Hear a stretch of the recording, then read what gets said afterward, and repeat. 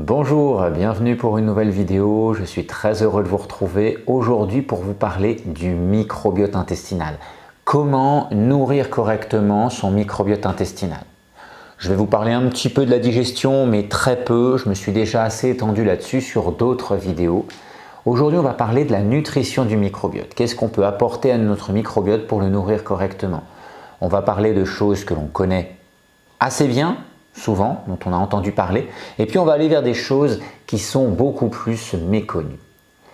Alors je suis resté un bon moment sans vous faire de vidéo, à peu près 2 mois, parce que j'étais très affairé dans la fin de la rédaction de 2 ouvrages qui vont paraître l'année prochaine. En début d'année, j'aurai l'occasion de vous en reparler. Donc pour cette raison, je suis très content de pouvoir avoir l'esprit un peu libre et maintenant de me concentrer un petit peu sur d'autres choses et de pouvoir repartager du contenu avec vous. Pour vous remercier d'ailleurs de cette année, puisque cette année va bientôt toucher à sa fin, on arrive en décembre, ce sont les fêtes qui se profilent et donc je voulais vous faire un petit cadeau, vous proposer 20% de remise sur le contenu numérique de mon site avec le code FETES au pluriel 2023. Donc je vous propose 20% sur mes livres numériques, mes tableaux et également sur mes formations en ligne, mes formations grand public. Pour les autres formations, les formations professionnalisantes, je vous fais également un petit cadeau pour ceux qui souhaitent s'inscrire en avance, c'est-à-dire au moins 1 mois avant le début de la formation. Donc vous aurez aussi une remise qui vous sera proposée. Vous trouverez toutes les infos en détail sous la vidéo, dans le descriptif. Vous avez les liens pour aller voir les formations, le code également qui vous est rappelé. Voilà, maintenant revenons-en à notre sujet du jour, nourrir correctement son microbiote intestinal. Alors, que faut-il apporter à notre corps, plutôt à nos bactéries, pour qu'elles en profitent, pour qu'elles soient heureuses? La chose la plus connue, ce sont les prébiotiques, les fibres prébiotiques. On parle de fibres alimentaires. Ce sont surtout les fibres solubles qui nous intéressent le plus. Non pas que les fibres insolubles sont mauvaises, mais elles sont moins utilisées, moins efficacement utilisées par nos bactéries. Alors les fibres solubles, vous en avez entendu parler, les pectines, l'inuline, l'amidon résistant, les fructo-oligosaccharides et il y en a d'autres. Donc ces fibres, elles ont un rôle intéressant. C'est que d'une part, notre corps ne les digère pas. Quand vous les consommez, elles vont continuer telles quelles dans l'intestin. Par contre, nos bactéries, elles, vont pouvoir les digérer. Pas toutes, mais certaines familles de bactéries vont les digérer. Et en contrepartie, elles vont faire des choses qui sont intéressantes pour notre corps. Elles vont réguler notre métabolisme, réguler notre système immunitaire, produire des nutriments intéressants comme des vitamines, des neurotransmetteurs, des acides gras à chaîne courte qui vont permettre par exemple de nourrir les cellules de l'intestin. Elles vont encore permettre de réguler l'inflammation et d'autres fonctions très importantes. Donc ces fibres solubles, ces fibres prébiotiques, on va les retrouver dans les fruits, dans les légumes et fruits farineux. On va aussi les retrouver dans les produits céréaliers, les légumes secs, ainsi que dans les fruits à coque, les noix, noisettes, amandes, ce genre d'aliments. Une précaution également avec ces fibres, c'est que si vous avez une alimentation très faible en fibres et que d'un seul coup vous décidez d'en consommer beaucoup, vous risquez d'être incommodé. La transition va être trop brutale. Votre microbiote n'est pas adapté à cette quantité de fibres d'un seul coup. Et donc là, vous allez avoir des inconforts, le ventre qui gonfle, parfois des gènes, des douleurs. Donc il faut augmenter progressivement. Le plus souvent, ce qui est recommandé, c'est un apport de l'ordre de 25 à 30 grammes de fibres alimentaires par jour. Ce qu'il faut savoir, c'est que quand on passe généralement le cap de 5 à 10 grammes de plus, quand on a une augmentation de ce genre, on va souvent pouvoir permettre d'avoir des évolutions significatives dans notre microbiote. Mais à chaque fois, il faut savoir que plus on en consomme en quantité, plus ça peut augmenter le travail et donc générer potentiellement de désagréments. Ce qui fait que les personnes qui sont sensibles au niveau de la muqueuse de l'intestin, les personnes qui sont sensibles aussi au niveau du microbiote, avec un microbiote qui est déjà très déséquilibré, devront faire des transitions en douceur pour limiter les inconforts. Deuxième chose importante, au-delà des fibres, nous avons certains antioxydants particuliers de la famille des flavonoïdes. Vous avez peut-être entendu parler des anthocyanes, anthocyanidines, proanthocyanidines. Ils sont déjà moins connus que les fibres prébiotiques, mais ce sont des éléments qui peuvent être tout à fait intéressants, dont on parle de plus en plus parce que nous nous sommes aperçus, les scientifiques ont observé que cela modifiait aussi le microbiote. Quand on apporte ces éléments, certaines bactéries vont s'en nourrir. L'une des bactéries les plus connues, c'est Akkermansia muciniphylla, une bactérie qui va aider notre microbiote à réguler son inflammation et qui va aider notre microbiote aussi à protéger la muqueuse en favorisant la production de mucus.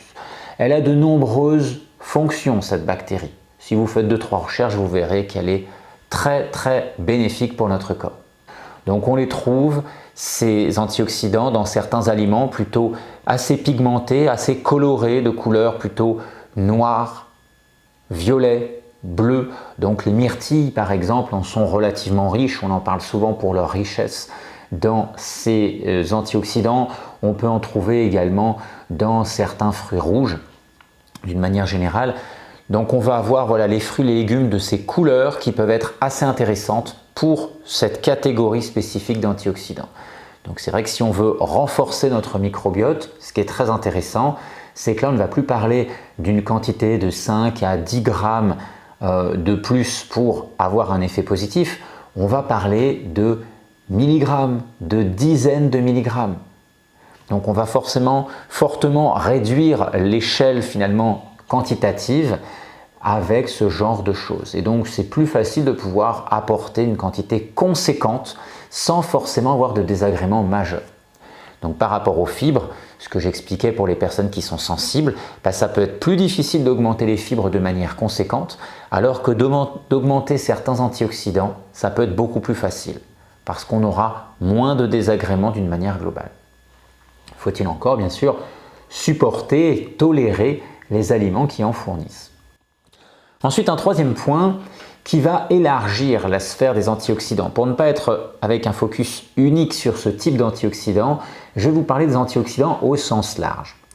Alors les antioxydants jouent un rôle important. Vous en avez forcément entendu parler pour notre corps, lutter contre le stress oxydant, lutter contre l'oxydation, l'agression des tissus, principalement au niveau des mitochondries et au niveau du foie qui sont les zones les plus concernées, mais tous les tissus et toutes les zones de notre corps vont avoir besoin finalement de cette protection, y compris le sang. Le sang a besoin d'un caractère légèrement réducteur. Alors qu'est-ce que ça signifie? Ça signifie que nous avons des éléments qui sont réducteurs, antioxydants, et des éléments qui sont oxydants, qui génèrent un terrain oxydé. Et en fait, notre corps, pour fonctionner correctement, a besoin d'un équilibre oxydoréducteur. Et cet équilibre, il est légèrement penché vers la réduction. On doit avoir un environnement, un terrain qui est légèrement réducteur. Quand il est trop oxydé, cela crée un environnement pathogène. Mais là maintenant, on va parler de ce qui va se passer dans l'intestin. Et en fait, l'intestin, les bactéries, les levures, les champignons, ce sont des cellules. Et donc ces cellules vont également réagir à l'environnement oxydoréducteur. Lorsqu'il est trop oxydé, il va être favorable à un certain nombre de bactéries ou un certain nombre de champignons. Le candida albicans, par exemple, avec le problème de candidose, se développe sur ce terrain oxydé. Nous avons un besoin donc de contrôler ce niveau d'oxydation, donc d'apporter un niveau plus réducteur aussi pour avoir nos fameuses bonnes bactéries. Il faut savoir que nous avons des bactéries de fermentation, des bactéries de putréfaction, nous avons des bactéries qui vont utiliser, transformer certains nutriments, on a parlé des fibres prébiotiques, et dans ce sens-là, il va y avoir une production de certaines molécules qui vont favoriser l'oxydation. Et donc on a besoin de contrôler cette oxydation. Donc on a besoin de ces antioxydants régulièrement. Donc certaines familles spécifiquement comme on l'a vu pour certaines bactéries, mais d'une manière globale, ce côté réducteur est important parce qu'il va justement favoriser la présence de bactéries plutôt intéressantes pour notre corps.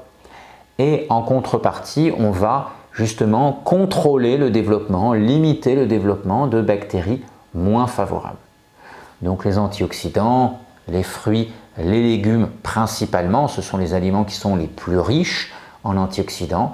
On peut aller après vers certains aliments spécifiques. Bien sûr, les herbes aromatiques sont très intéressantes, les épices également.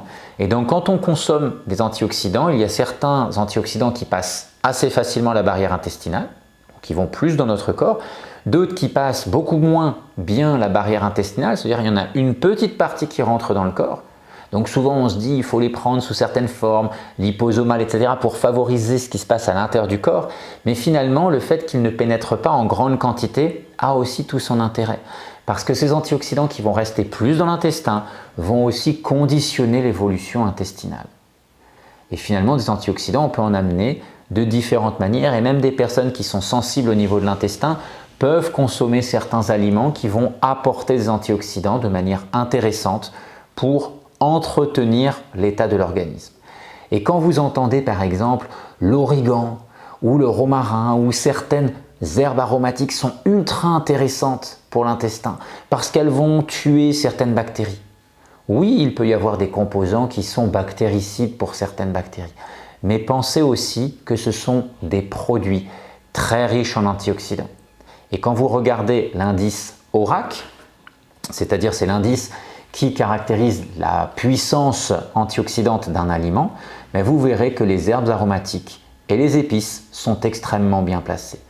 Donc finalement, ce n'est pas forcément le côté bactéricide qu'il faut regarder, c'est le côté justement, on va dire prébiotique ou entretien de certaines bactéries qui sont positives pour notre intestin et en contrepartie le contrôle que cela va avoir sur d'autres bactéries qui sont plus défavorables. Je vais terminer avec un quatrième élément qui est également très méconnu, la vitamine K. Depuis sa découverte, c'est plutôt la vitamine de la coagulation. Et depuis quelques années, les nouvelles découvertes nous montrent qu'elle a un rôle très important pour notre corps, au niveau de la santé cardiovasculaire, au niveau de la santé osseuse, au niveau du métabolisme, du système immunitaire et j'en passe. C'est une vitamine extrêmement importante pour notre corps. Cette vitamine, on peut l'avoir par l'alimentation, avec des aliments plutôt de couleur verte. Et cette vitamine, elle est aussi produite dans notre intestin. Ça veut dire que c'est important de bien nourrir notre microbiote pour que cette vitamine soit produite en quantité suffisante. Ce qui est intéressant, c'est qu'on a observé que lorsqu'on consommait des aliments riches en vitamine K, on avait une évolution plutôt intéressante de l'intestin, plutôt bénéfique pour notre santé. Et là, vous allez me dire, mais ça peut être les antioxydants, mais ça peut aussi être les fibres alimentaires. Et ce qui a été testé, c'est d'apporter de la vitamine K sous forme de complément. Et sous forme de complément, on a pu observer que les bactéries aussi réagissaient. On n'avait pas les mêmes bactéries qui évoluaient favorablement ou défavorablement. Donc ça, c'est très intéressant. Ça veut dire que nous pouvons jouer sur l'alimentation, sur la supplémentation et également que notre microbiote lui-même va produire de la vitamine K qui va contribuer à l'entretien de la présence de certaines bactéries. Donc tout cela, ça nous amène à comprendre que la vitamine K, on peut déjà l'avoir en quantité assez conséquente dans certains aliments. Donc on peut jouer là-dessus également. Et comme on peut jouer sur plusieurs tableaux, les personnes qui peuvent jouer sur tous les tableaux, on peut avoir à la fois avec certains aliments le côté antioxydant, le côté fibre, le côté vitamine K. Et puis pour certaines personnes qui ont plus de difficultés, si on ne peut pas jouer sur tous les nutriments, on sait qu'on en a quand même certains sur lesquels on peut jouer. Et donc ça, c'est quand même très intéressant. Le but ici, c'est de comprendre que notre microbiote évolue de manière symbiotique. Symbiotique par rapport à notre bonne santé. Lorsqu'on l'entretient, lorsqu'on le préserve, il va contribuer à notre santé. Mais également symbiotique dans le sens pathogène. C'est-à-dire que quand le microbiote se déséquilibre, hormis avec des traitements particuliers comme les antibiotiques, des choses qui vont vraiment avoir une agression violente sur le microbiote, le plus souvent on a une détérioration qui se fait au long cours, qui se fait petit à petit. Et à ce moment-là, le microbiote en fait ne fait que s'adapter à un environnement problématique, à un environnement pathogène. Tout simplement parce que l'environnement devient trop oxydé. Parce qu'il y a, je vais reprendre l'exemple du candida, par exemple, on vous dit arrêtez le sucre, faites attention aux glucides. Ok, pourquoi pas? Mais en fait, le problème, ce n'est pas le glucide tout seul.